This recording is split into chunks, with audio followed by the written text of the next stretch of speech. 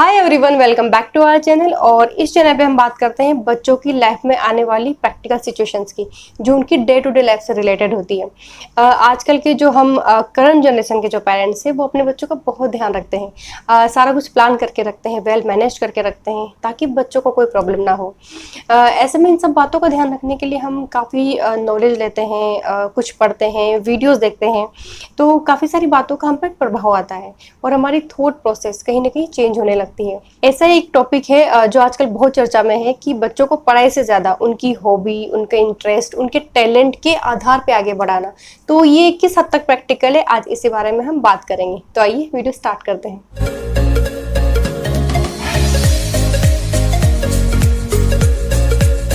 सबसे पहले तो मैं ये क्लियर कर दूं कि मैं एक्स्ट्रा एक्टिविटीज़ के बिल्कुल अगेंस्ट नहीं हूँ। उनकी अपनी अलग बहुत बड़ी इंपॉर्टेंस है।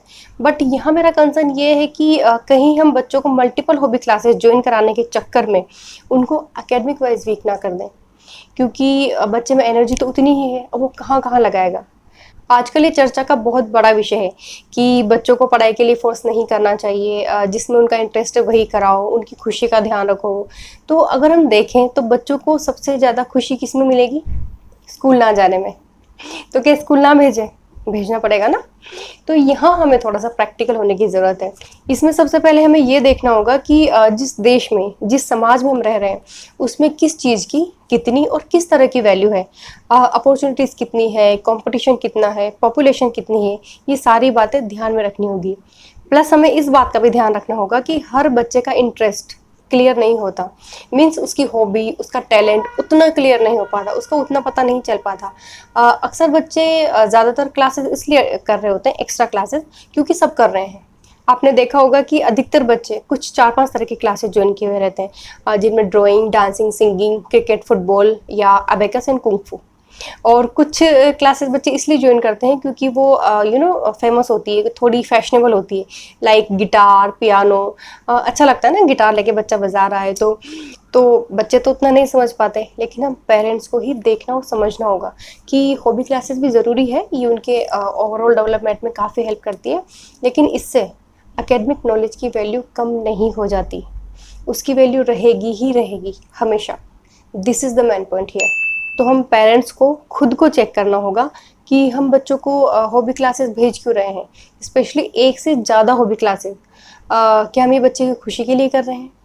क्या वो वाकई खुशी खुशी जाता है, या हम देखा देखी तो नहीं कर रहे हैं? इसलिए तो नहीं कर रहे क्योंकि सब बच्चों ने 2-3 क्लासेस ज्वाइन की हुई है, या हमारे पास टाइम नहीं है तो चलो बच्चों का थोड़ा टाइम वहाँ निकल जाएगा। हमें शांत मन से बैठ के अपने आप से बात करनी होगी, सोचना होगा कि प्रैक्टिकली बच्चे के लिए क्या यूज़फुल रहेगा, कौन सी और कितनी हॉबी क्लासेस उसके काम की है, कहीं उसकी इतनी मेहनत बेकार तो नहीं चली जाएगी। बच्चे ड्रेन आउट हो जाते हैं, थक जाते हैं, और अभी से उनके लाइफ में इतना स्ट्रगल रहेगा, इतनी मेहनत रहेगी, तो वो फ्री कब रहेंगे? स्कूल की स्टडी तो उनके काम आने ही वाली है। कहीं भी जाएंगे सबसे पहले डॉक्यूमेंट्स देखे जाते हैं। अपने स्कूल में एडमिशन के लिए जाओगे, आपके मार्क्स देखे जाएंगे।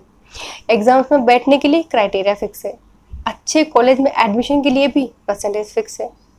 तो हम इस चीज़ से अलग नहीं हो सकते, तो हमें सिस्टम के अनुसार भी बच्चों को तैयार करना होगा। अक्सर हम पेरेंट्स एजुकेशन सिस्टम से परेशान रहते हैं कि इतना सिलेबस क्यों है, बच्चों पे इतना प्रेशर क्यों है, बट हम भी कुछ कम प्रेशर नहीं डालते। जी हाँ, हम भी हमारे लाडले बच्चों को बहुत प्रेशराइज करते हैं, अनजाने में ही सही।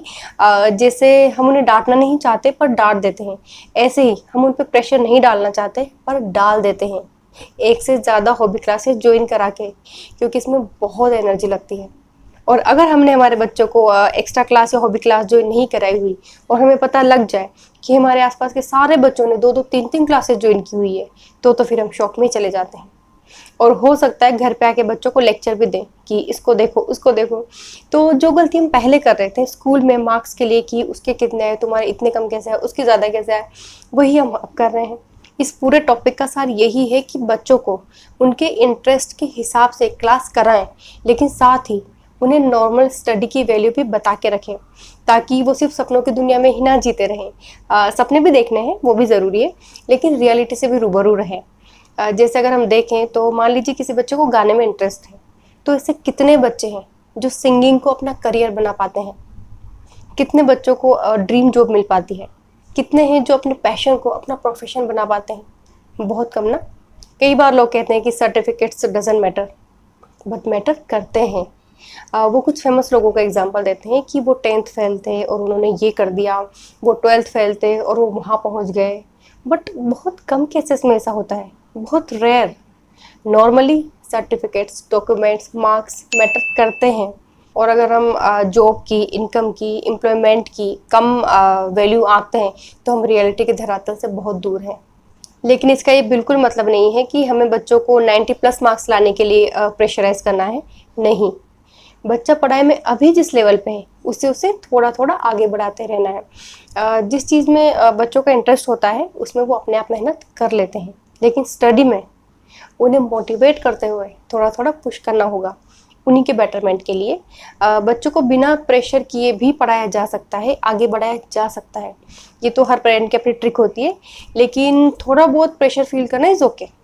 क्योंकि जब बच्चे बाहर की दुनिया में निकलेंगे तो उन्हें प्रेशर का सामना तो करना ही पड़ेगा, तो उन्हें थोड़ा बहुत प्रेशर फील करना भी आना चाहिए।